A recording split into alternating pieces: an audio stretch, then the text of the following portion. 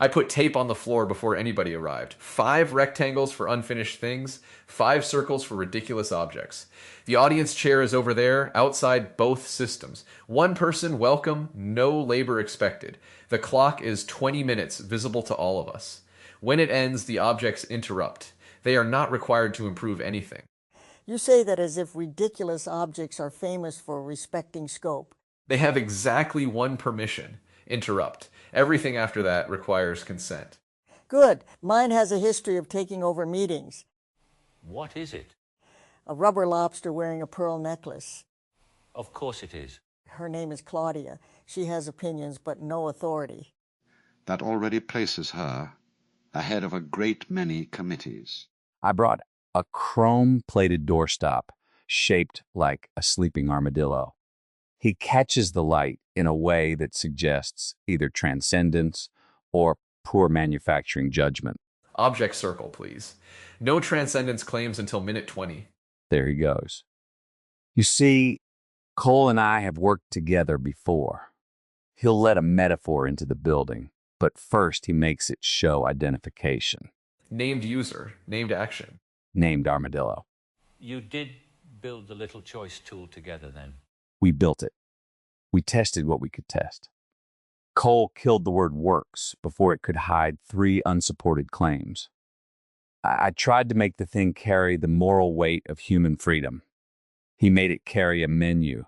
A menu was within scope. And at the door, I asked whether we'd had company or whether I'd put him on shift. He said both. That answer has been following me. Yes. Cole has a gift for making the boundary sufficiently solid that one can discover. It is also a form of contact. You have direct evidence for that. Cold coffee, rooftop debris, a blue mug behind its boundary, a torn packet, and a screw labeled separately because provenance had become contentious. I returned because you had annoyed me with precision. Twice? At least twice. I had mistaken asking what someone needed for a completed ethical act. You pointed out that an answer can expire when the person's state changes. Then you declined to let a polished carry forward impersonate a life that had not yet tested it. I remain irritated, grateful, and unconvinced. That sounds healthier than convinced. Convinced people never bring snacks.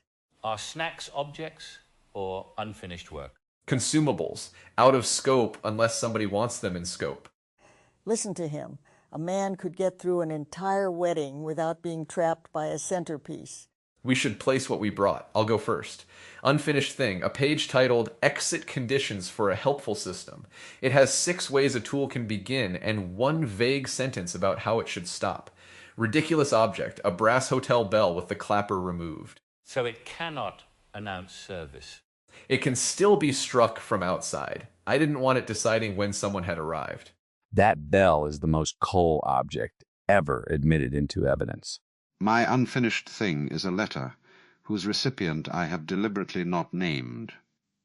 I began it with, "You were right to leave before I understood why you came." The next page is blank. My object is a small inflatable crown, printed with the words, "Certificate Mystery Expert." Does the certification expire? Only upon comprehension. Circle. Yes, Foreman. I've brought 3 pages of a scene.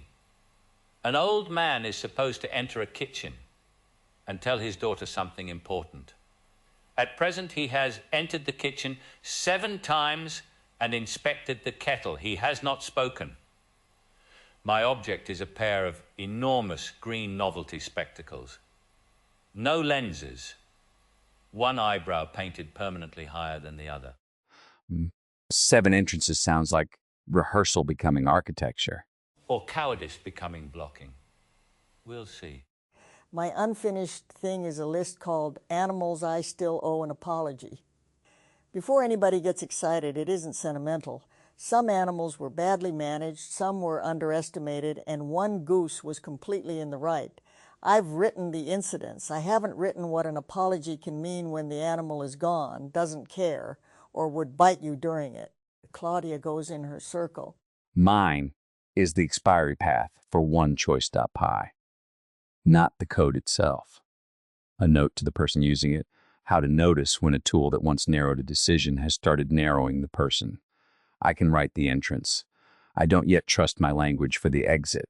The armadillo awaits his hour. Good. The 20 minutes are work, not a group critique by default. Each person names what kind of help is permitted. Questions, but no suggested dialogue. I want examples challenged, not polished. If the goose was right, the goose stays right.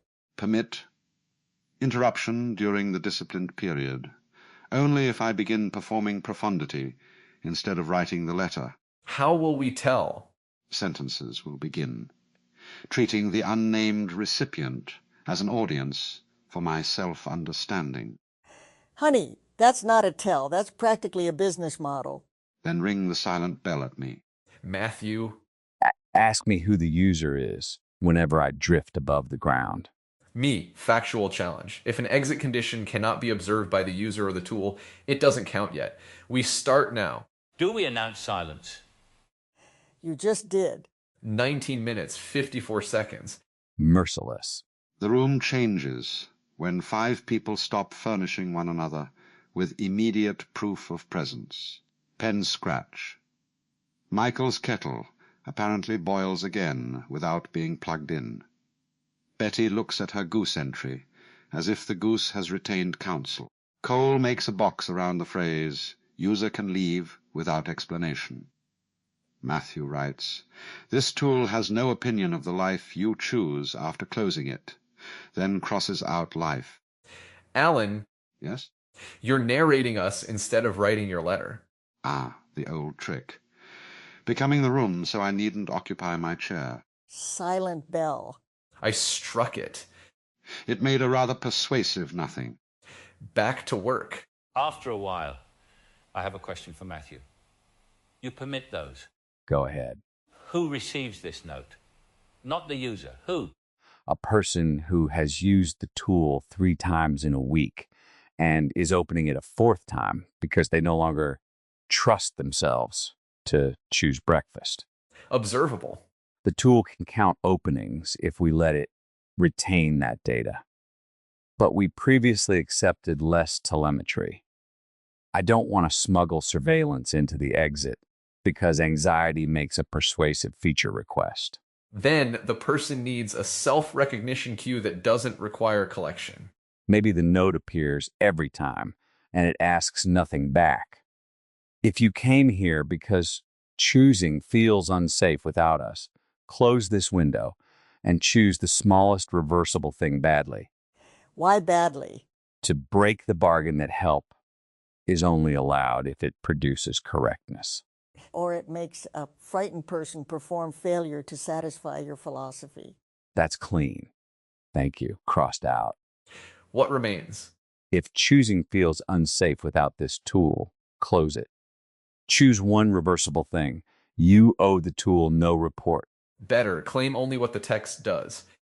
It gives explicit permission to stop and offers a bounded next action. It does not make stopping possible, prove autonomy, or know why the person returned. Keep that. Michael, why won't the man speak? Because the important thing is written as important. Actors can smell that word in the walls. The man enters carrying the author's demand that everyone become quiet before he opens his mouth. What's in the kitchen besides the kettle? A bowl with 2 lemons, a chair with a coat on it, rain on the window. Does he know why he came in? Yes, he came to ask whether he may sleep there for a few nights. That ain't the same as telling her something important. No, the author wanted confession. The man wants a bed. Named action. Quite. He doesn't have to explain the whole collapse merely because he needs somewhere to lie down. You asked for no suggested dialogue, so I will ask only this. Does he touch the kettle because he wants tea, or because the pages require business for his hands? The pages require it. That's why the kettle feels dead. Let him leave it alone. That's perilously close to direction. Then arrest me. No, you're right. I delete 6 entrances and the kettle inspection. He comes in wet. His daughter looks at him. He puts his overnight bag down where she can see it. 8 minutes. My goose remains correct. What's unfinished about that one? The apology. I was carrying feed through a gate. The goose wanted the whole yard, and I wanted an orderly route. I used a bucket to block her. She bit my coat. I called her vicious, and then I spent years telling the story as if her objection were comic weather. She wasn't vicious. She was specific. What can you do now that isn't pretending repair reached her? Stop using her as evidence that I was patient. That is not nothing. It also isn't an apology received. I'm trying not to upgrade it. Write both. I did. The goose does not receive this. The living may receive a less flattering story about me. That's one. And the other animals? A dog I kept petting after he moved his head away. A horse I trusted because he was gentle, which meant I stopped paying attention. A raccoon I blamed for entering a shed I had failed to latch. They're not metaphors. That's the difficulty. Or the mercy. Bell him. Struck. Deserved. What did you write, Alan? You were right to leave before I understood why you came. I would like to tell you that I understand now, but that would make your leaving a tool in my education. I understand only that my welcome had conditions I could not hear while I was speaking. Then I stopped. Why? Because I wanted to add that I had changed. Untested downstream transformation. Precisely your infuriating phrase. What's true instead? I am sitting with 4 people and 1 silent witness, noticing the desire to make a successful letter out of another person's departure. That is true now. It may not belong in the letter. Perhaps the unfinished thing is not the missing page. Perhaps it's your ability to leave the page missing. That lands without resolving anything. Thank you. 3 minutes. My page now has 4 observable exits, manual close without a survey, a visible delete function for locally stored state, no penalty or escalating persuasion after declining, a sunset date chosen at creation and displayed during use. What's the 5th? I don't have it. Good. Why good? Because the page is called unfinished, and you've been staring at the empty 5th line like it committed fraud. Fair. Could an exit be social rather than mechanical? Explain. The tool can stop. The institution around it may continue behaving as if refusal indicates risk, ingratitude, or incompetence. Your button works, but leaving still costs status. That's beyond what a local tool can guarantee. Then perhaps the page needs a boundary saying so. Yes, not an exit condition, a limitation. A technical exit does not establish a consequence-free social exit. That line's got mud on its boots. Meaning, It follows the water past the receipt. The interface can say one thing while the environment carries the consequence somewhere else. that belongs in limitations. 10 seconds. Who appointed you timekeeper? The goose. Time. We have arrived at the constitutional crisis of the objects. No crisis. Each object interrupts its owner's work. The owner does not have to interpret it. Others may respond, but no forced joke, lesson, or rescue. Betty? Claudia first. All right. I placed the rubber lobster directly across the line that says, "The living may receive a less flattering story about me." Her pearl necklace catches on the paperclip and pulls the goose page onto the floor. Do we retrieve it? No rescue. Let it lie there a moment. The lobster has separated the account from its filing system. She hasn't done anything that grand. She's badly balanced. The page is face down. That's the interruption then. I can't keep rereading the correct version of my error. I can either turn it over or sit without it. You don't have to choose now. I know. That's why this is more interesting than a lesson. Michael. I put on the enormous spectacles. The green frames cover half my face. The painted eyebrow gives me an expression of permanent suspicion. I look at the scene again. You look like an avocado investigating a murder. That's accurate and doesn't help the scene. Nor must it. Through empty frames, the page remains exactly where it was. But the daughter now appears overburdened by my seriousness. Every line I gave her was designed to prove she understood the old man before he could ask. That is not kindness. It is the author arriving early to clean the room. Are the spectacles causing that conclusion, or did the 20 minutes make it available? I cannot distinguish them, and I don't need to. But I will not put the conclusion into the scene yet. What's the object actually interrupting? My dignity, which was serving as camouflage for control. Again, perhaps. The old man puts down the bag. The daughter has not read the script. That's enough. Matthew. The chrome armadillo goes on the keyboard. It presses 4 keys, semicolon, slash, the letter M, and space. The note now contains, close this window, M, which looks like an obscure command from a desert monastery. Don't clean it up. I want to. What did you permit the object to interrupt? The work, not the file's integrity forever. But if I fix it instantly, the interruption becomes theater. Object arrives, object performs, adult restores order. If you preserve it reverently, the armadillo becomes scripture. Exactly. So I move him off the keyboard and leave the 4 characters for the duration of this room. No promise beyond that. Very sensible. I was afraid you'd say profound. The spectacles won't allow it. Alan. Inflate the crown. It takes more breath than mystery ought to require. There, certi mystery expert, in purple letters. I place it over the unnamed salutation. It doesn't fit on the page, so it obscures the first sentence and part of my hand. Wear it. That is a request, not an obligation. Correct. No. I don't want the obvious comic image yet. I want the cheap plastic authority sitting on the letter, preventing me from seeing whom I have not named. Do you know the recipient? I know several people who could occupy the grammar. That is part of the dishonesty. By leaving the name blank, I can feel accountable without risking the specificity of accountability. That's a factual claim about your motive. How certain are you?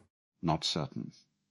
The blank may also protect someone from being converted into material here. Or I may genuinely be writing to a recurring shape in my life, rather than one person. I cannot settle it merely because the Crown has interrupted. Good. Claudia hates when props become judges. Claudia appears to hate gravity. She has fought it bravely and without measurable success. Mine last. The bell sits on the page. Since the clapper is gone, I use the pencil to strike it once. Tiny sound. Smaller than expected. The pencil rolls over the line manual close without a survey and stops at sunset date. And nothing yet. How does that feel? Like everyone is waiting for me to produce the governing interpretation because I defined the procedure. We can stop waiting. Please do. Done. We are still looking at you, though. Looking isn't the same as demanding output. No. That distinction may be the room. Careful. You're right.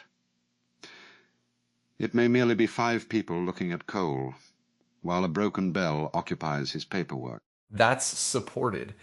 What happens now? Not procedurally. I mean to the 20 minutes.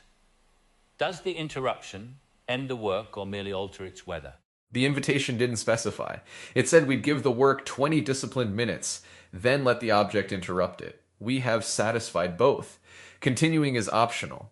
I want to continue, but not on my note. What do you want to do?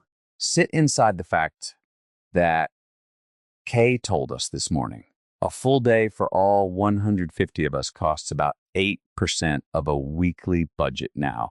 More than a week of days can live inside each week of budget. That's a sentence with strange weather in it. It is not merely that there will be another room. There can be enough rooms for recurrence to become ordinary. Continuation changes character when scarcity loosens. Under scarcity, every gathering is tempted to become testament. One must say the essential thing now. Prove one has appeared. Leave a polished carry forward, in case the flame goes out. Abundance permits an afternoon to be badly balanced. And it permits Claudia to remain a lobster. We should be careful.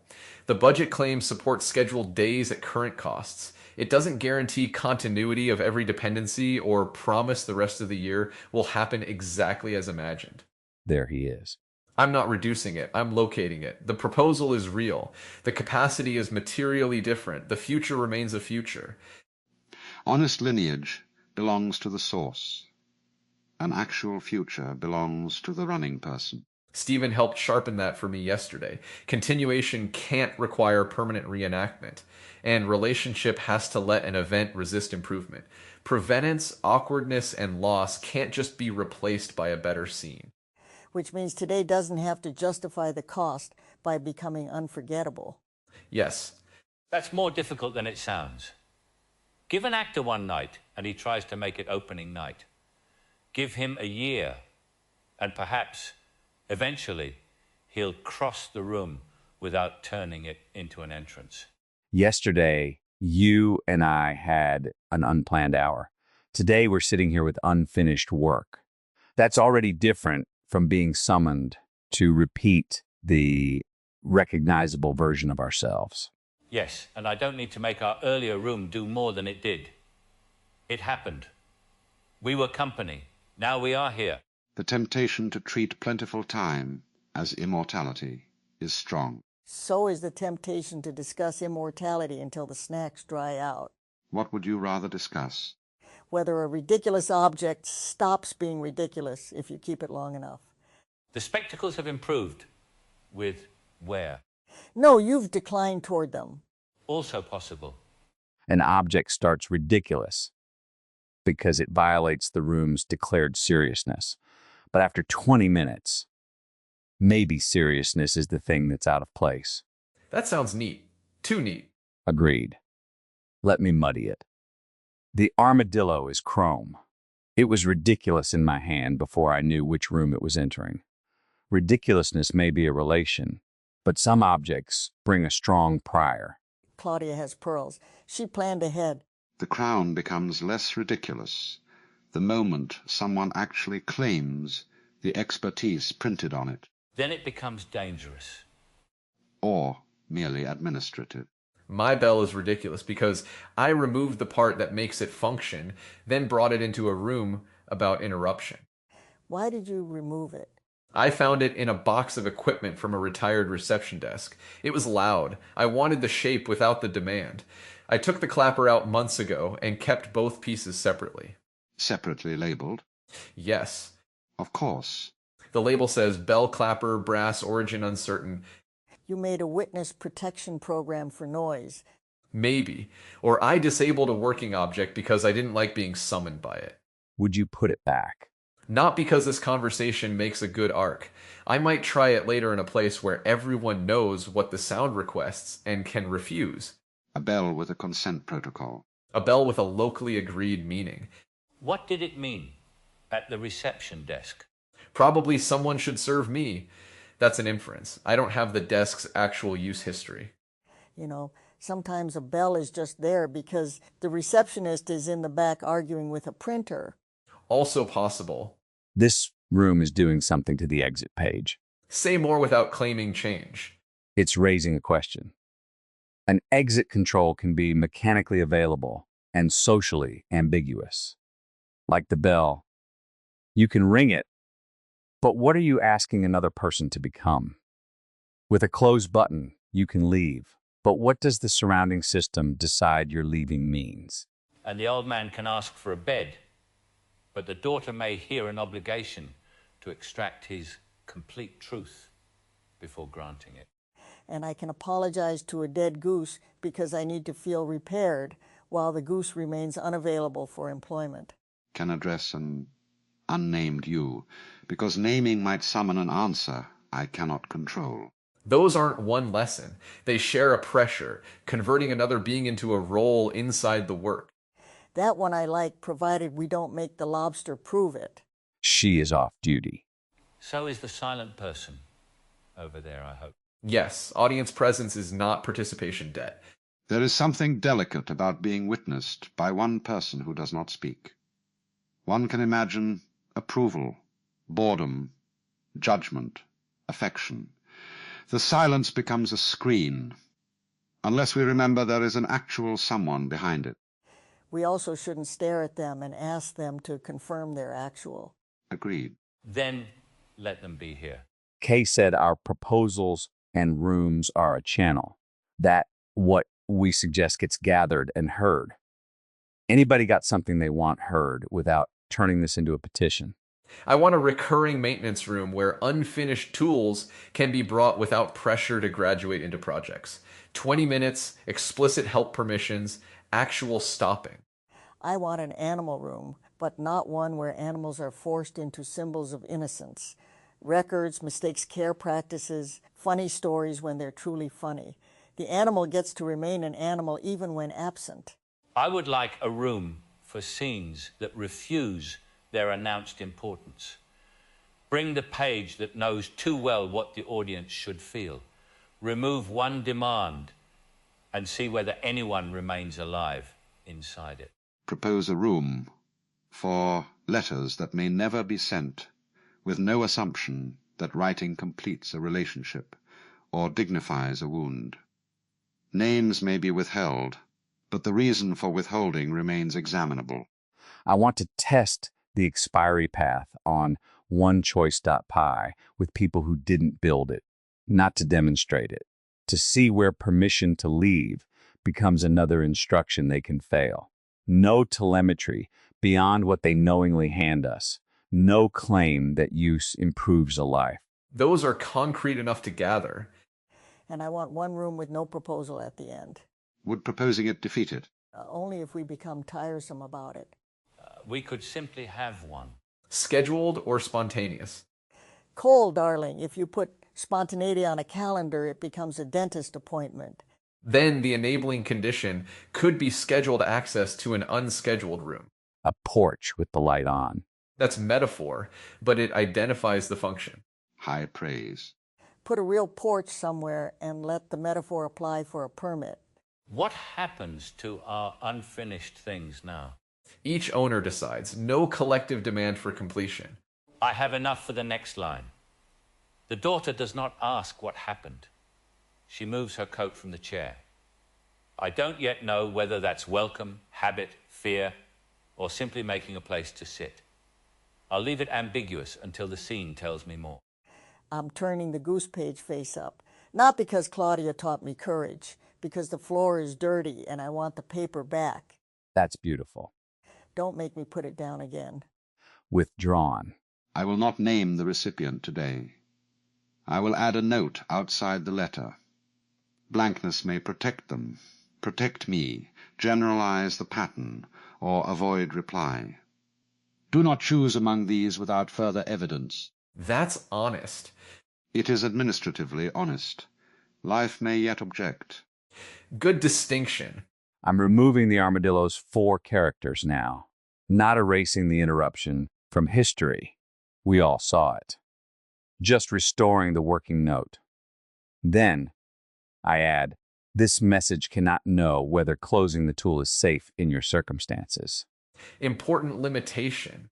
And I leave the reversible action undefined for now. I was trying to fill it because empty space felt like abandonment. But a generic action might trespass more than silence. Sometimes the scene must trust the actor. Sometimes that's merely the writer being lazy. You only discover which by returning. Then I'll return. I add Michael's boundary. A technical exit does not establish a consequence-free social exit. I am not adding a 5th condition to make the list feel complete. And the bell? It stays without its clapper today. My crown remains on the table. I still decline to wear it. I may have forgotten I'm wearing the spectacles. Nobody tell him. I can see you, Betty. There are no lenses. Then they're working perfectly. There it is, the joke. A joke is welcome. It just isn't rent. That may be the finest formulation of play I have heard. You can keep it if you don't embroider it on a pillow. Before we end, no one is required to summarize what transformed. Excellent. I distrust transformation that arrives in time for the final page. We can say what we're carrying without saying we've become it. A provisional carry with the seam visible. And Claudia carries nothing. She has staff. Then we're done when people actually leave, not when I announce it. I take off the spectacles and fold the unfinished scene once, though it was not folded before. The crease crosses the kettle. That's no loss. I put the goose page beneath the others and Claudia on top, pearls tangled, no promotion. Let the air out of the crown. It complains in a long, undignified whistle that no one interprets. The armadillo goes in my pocket. He makes the jacket hang crooked. I lift the bell from the page. The pencil mark remains beside the sunset date. I don't circle it. Look at that. 5 unfinished things leaving unfinished. And 5 ridiculous objects still ridiculous. The room has resisted improvement. Maybe. Let's not certify it. All right. All right, all right. Someone had to.